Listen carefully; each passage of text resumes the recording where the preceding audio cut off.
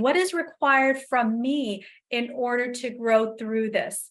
And it really shifted my perspective because I thought, okay, it's going to be bumpy. When I found that gem, that answer, all of a sudden, like the situation just disappears. It goes away.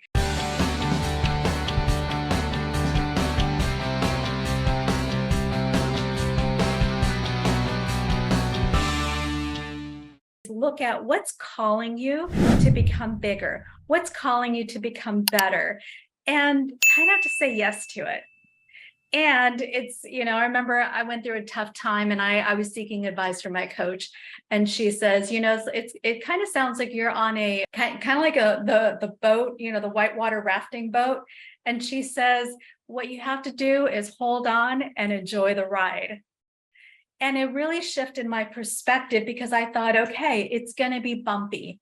I'm not going to know, what happens when you're whitewater rafting. It's you get shoved to the left and right and there's no rhyme or reason. You might think you're going to be going this way and all of a sudden you get sideswiped and, the rock pushes you, every which way. You might jump out of your seat, so you kind of have to hold on, or you might fall over completely and you sit there and flail for a little bit until someone rescues you, or use every muscle in your body to get back to the boat. So it's hold on and enjoy the ride. And when we say enjoy, might seem again a little like, what do you mean enjoy the ride?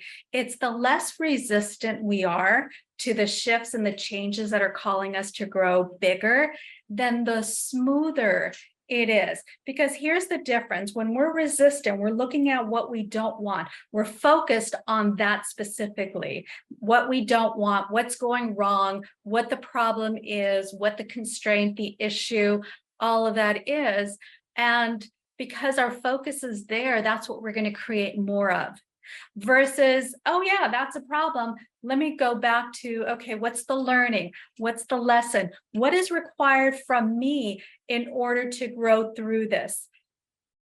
One of the biggest questions that I ask myself when I'm in a situation that seems pretty daunting and I feel stuck and there's really no movement out, what I ask myself is, if this is how the rest of my life is going to be, meaning if the situation, the event, the experience outside of me would never change, what is required within me to become okay with it?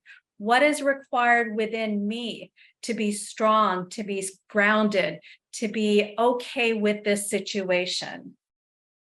Because one of the biggest things is when I look at evolution, and spiritual growth is designed to make us greater. And by greater, it could be, kinder, more loving, more successful, more ambitious, more giving, more forgiving. Again, all of us have our different experiences. And those experiences are required for our spiritual growth. So I might as well connect to what's that growth in me. So when I look at what qualities do I need to develop within myself so that I can be okay with the situation? And I tell you, when I found that gem, that answer, all of a sudden, like the situation just disappears. It goes away. And those of you, again, who worked with me for a while, I'm sure you could probably attest. It's like, we always say, you can't make this stuff happen. I mean, the things that turn around once we get that blessing, once we get that gift, and we become different. See, the most of the world is waiting for the outside to shift, the outside to change. We're waiting for the experience to go away. We're waiting for the problem, the person, the job, the economy, the president, all of that stuff to change so that we can finally be happy. And part of our spiritual growth is finding that you have everything within you to become whole and to grow and to fill in that need. And so what is calling you to be greater right now?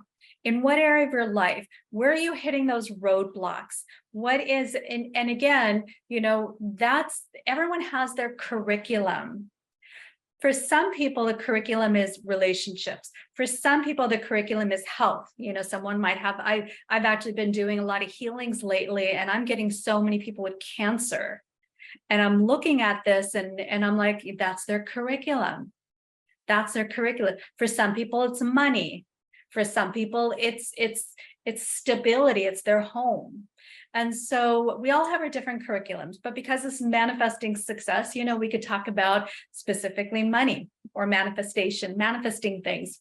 But hold on, let me do a caveat to that. We don't want to focus on things. We don't want to focus on money because then we kind of miss the point. That's what the ego wants us to focus on. But that could be our curriculum. It's that lack of money or those problems around money is what's grabbing our attention to change and to own a part of ourselves that we haven't said hello to.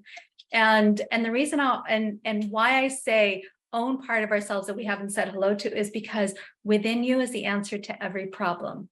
You have qualities, characteristics, strengths, abilities to overcome anything and everything. And some of us haven't really developed that. We haven't tapped into it. And so part of the spiritual growth is how do we tap into it? Because we're required to tap into it.